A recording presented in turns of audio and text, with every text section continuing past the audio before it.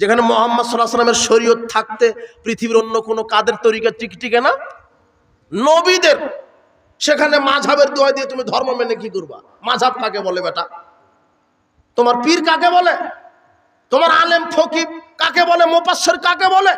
যেখানে অন্য কোন নবীর তরিকা চলছে না, কার তরিকার সামনে? মুহাম্মদ সাল্লাল্লাহু আলাইহি ওয়াসাল্লামের সামনে। আশ্চর্য কথা। এই জন্য সঠিক আকীদা মানহাজ বুঝতে হবে, সঠিক আকীদা মানহাজ বুঝতে হবে। শিরক মুক্ত বেদাত মুক্ত আমল করতে হবে।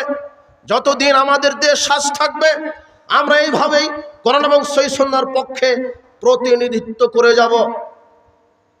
হাফিজ ইবনুল কাইয়্যিম রাহিমাহুল্লাহ, ইমাম বুখারীর উস্তাদ আলী ইবনুল মাদিনী তিনি বলেছেন, পৃথিবীতে একটা দল হকের উপরে থাকবে, হুম আহলুল হাদিস, তারা হচ্ছেন আহলুল হাদিস। উলাইকা হিজবুল্লাহ, তারা হচ্ছেন আল্লাহর সেনাবাহিনী।